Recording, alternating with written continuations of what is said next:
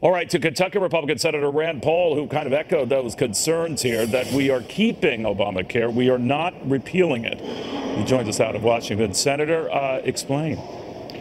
Well, you know, when we look at the bill, we thought we had promised to repeal Obamacare. That's what I've been saying for 6 years. But when we look at the bill, we actually find that with the Obamacare subsidies, not only are we keeping them, we may actually be providing more subsidies than Obamacare has. Our early estimates on the bill are that the bill may spend more in the next year or two than Obamacare does. And so it's hard for us to get our mind around that this is a repeal bill if we're spending more, keeping all the subsidies, and then we're going to start a brand new federal entitlement program where we give insurance companies money. And for the life of me, insurance companies, I'm all for people making money in capitalism. They make $15 billion a year. I don't understand why the taxpayer would need to subsidize insurance companies, and I'm just not for that. You know, a lot of people look at insurance companies and wonder if they're happy about it, their investors are happy about it. Maybe that should be a concern. But I do notice, and as the day wore on, Senator, that those insurance companies that were running up when this draft first came out started running back after word came that you and Senator Ted Cruz and Mike Lee and Ron Johnson were among those not keen on it. So if you had to weigh the odds now as they stand, Senator Mitch McConnell wants a vote before the July 4th recess. Is that doable? It could still happen if the people who wrote the bill are willing to negotiate. Conservatives want a repeal bill. I want a bill that looks like, feels like, and is a repeal bill. My fear is that when I look at this, I keep reading it, and it's like, it sounds like Obamacare to me. It doesn't even sound like Obamacare Light. In some areas, it may be Obamacare Plus on the subsidy side.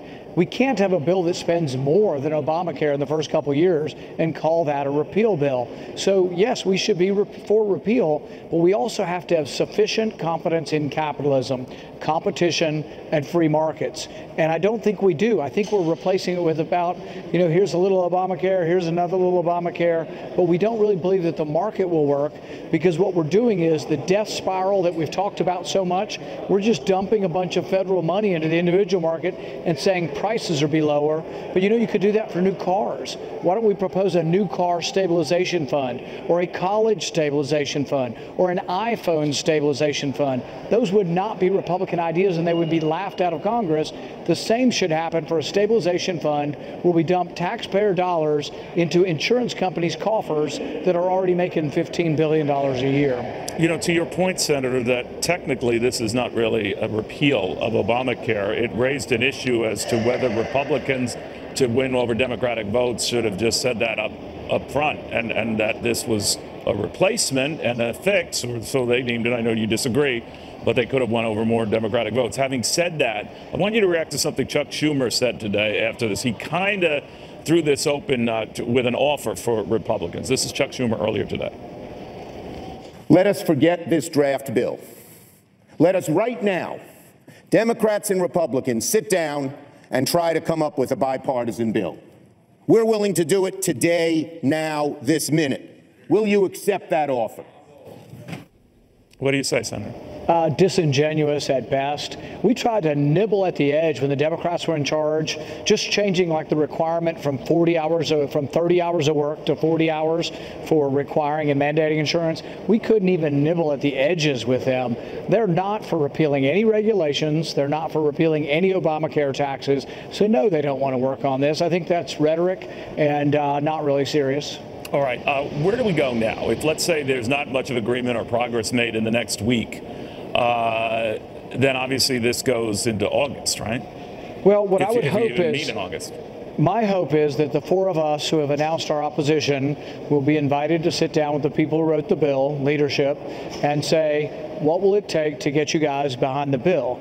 If they're willing to do that, and they're honestly willing to make this look more like a repeal bill, not just look, but actually be more of a repeal bill, I think we've got a chance. But all we have seen is the House bill, they kept plussing up with more money.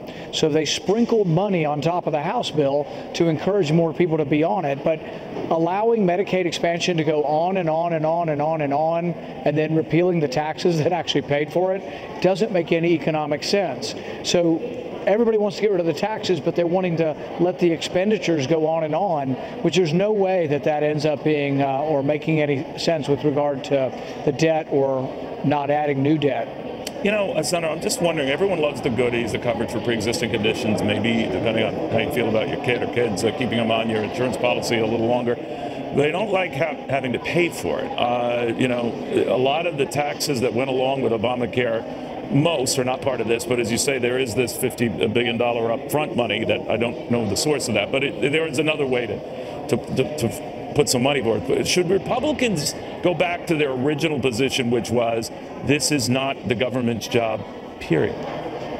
That's my position. And the other thing is the main problem, the fatal flaw of Obamacare, the death spiral, is created by telling people you can buy insurance after you're sick, and then by adding regulations to insurance to make it too expensive that young, healthy people don't want to buy it. So if you make it expensive and then tell people, hey, if it's too expensive, just wait to buy it until after you're sick, that's the death spiral of Obamacare. The Republican plan doesn't fix that. It subsidizes the death spiral of Obamacare. It dumps a bunch of federal money, taxpayer money, or borrowed money into the insurance industry and says, hey, please lower the prices if we give you money.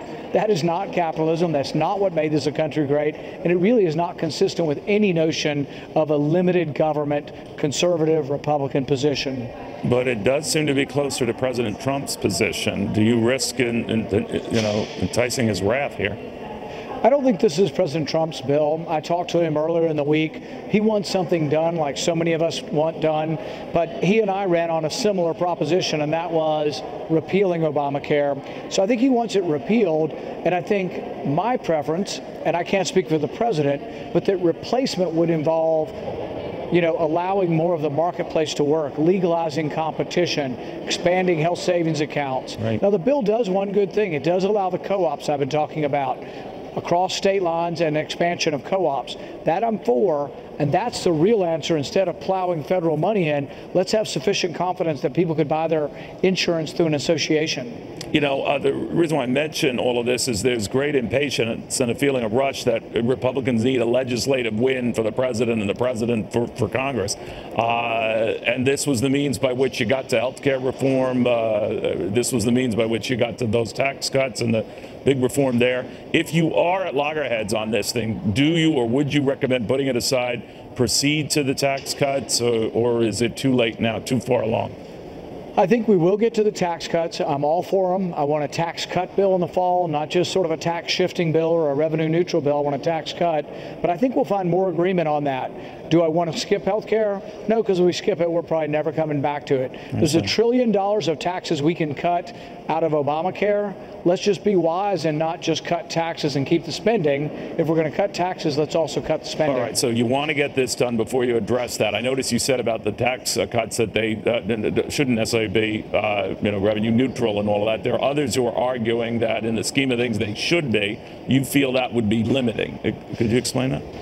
Well, if you really want to grow the economy, you have to leave more money in the economy. If it's revenue neutral, that means half of the people in the country will get a tax increase and half will get a tax reduction. But if it's revenue neutral, it can go by this budget reconciliation measure. It's a simple majority of votes, right? Yeah, you can still pass it by simple majority, but it's only good for 10 years. Right. The Bush tax cuts were good for 10 years, and guess what? Even some Democrats were hesitant to take them away at the end, so we lost a little bit of them, but I think 99% of the Bush tax cuts were kept. I would say if we can get the corporate rate down to 15 for 10 years, if we see an economic boom, voters will reward those who created the economic boom. So you'd be okay with that? You'd rather something Absolutely. Rather than nothing on that, right? We need a real tax cut. When Reagan did a real tax cut, rates went from 70 to 50, 50 to 28. That was a huge tax cut, and we got huge growth, I think, for many decades based on the Reagan tax cuts. All right, real quickly then, Senator, is it your sense that if, for example, you don't get this done, either on the health care or the tax, that you can kiss Republicans' chances goodbye next year? I'm actually the opposite. I think if we pass something and promise people we fixed everything and insurance rates are going to go down, and come next year, Obamacare death spiral still exists, I think that's a lot worse than doing nothing. Obamacare is an absolute and utter disaster. The insurance markets are unraveling because of government intervention. We shouldn't try to fix government intervention with more intervention. The stabilization fund, a new federal fund to dump money into the insurance companies, is more of the same philosophy that got us in this problem in the first place. All right, Senator Rand Paul, thank you for taking the time. Let's see how this goes.